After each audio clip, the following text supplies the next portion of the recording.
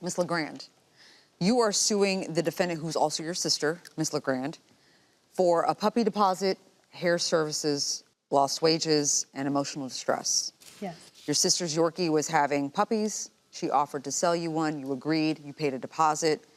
You also claimed that you and your daughters were to be paid for hair services to be provided to the defendant's daughters, but she later refused to apply that amount to the balance that was owed for the puppies, and that's when everything sort of fell apart. Yes. You two couldn't come to an agreement on how much was owed for the puppy, so you returned the puppy, but the defendant didn't return your deposit. That's correct. So you're suing her for $1,498. Ms. LeGrand, you claim that you had already applied the hair services amount to the balance of what was owed for the puppy. Your sister refused to go through with the deal, and now you're left with the responsibility of a puppy, which is why you're countersuing the plaintiff for your out-of-pocket expenses to the tune of $200. Chantelle, tell me about your relationship with your sister. Were you two close growing up? No, we just never got along. Did y'all grow up together? Yes. Okay. And is this your mother? Yes, ma'am. Okay. What is your mother's name? Robin. Lashauna, you want to tell me a little bit more? Maybe add some context to this relationship? To me, she's always been envious, jealous, so.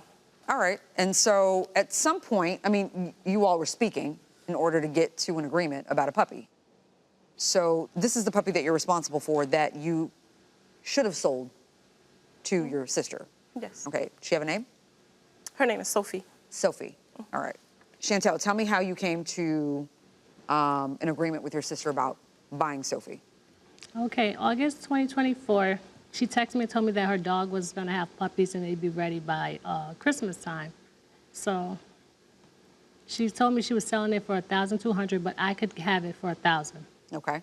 Now, Lashauna, how much were you selling the puppy for? The puppy was $1,200. Okay. So my mom let me know that my sister, my aunt, and my cousin was coming down for Thanksgiving. So This sister here? yes. Okay. So I was like, I thought about it. I was like, oh, maybe I can see if she could do my girl's hair for Thanksgiving. So Thanksgiving comes and something happened to her car or something. She wasn't able to make it for Thanksgiving. Okay, I asked her, pause there, I'm sorry. Chantelle, do you do hair professionally? No, I don't. You don't, so do you braid hair on occasions? Yes, I used to braid hair a long time ago. So I did it as a courtesy to her because those are my nieces that I would braid their hair, and she told me that she was going to pay me for it. It's not a courtesy, you're not doing her a favor, you were expecting to get paid. Yes. Okay. Now, was there an agreement that she would knock off the price of No. the puppy for the braids? No, ma'am. Okay, so this was something separate. Yes. Okay, Judge Minzer. Okay, I think the real problem here came with the braiding of the hair, right? Yes. Because initially, you were asked this question, Lashauna, by your sister, how much for the puppy? You said it's $1,200, but you can do $1,000. yeah, I said that. Okay, what was that discount for? The fact that she was your sister? No, she was going to do my kid's hair. So your understanding, Chantelle, was, I'm charging you the full rate for your children's hair. I don't care that you took off $200 for the dog.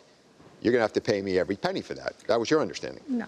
What was your understanding? You can't charge not knowing what the person wants. But why didn't you say that in response to her text? How much?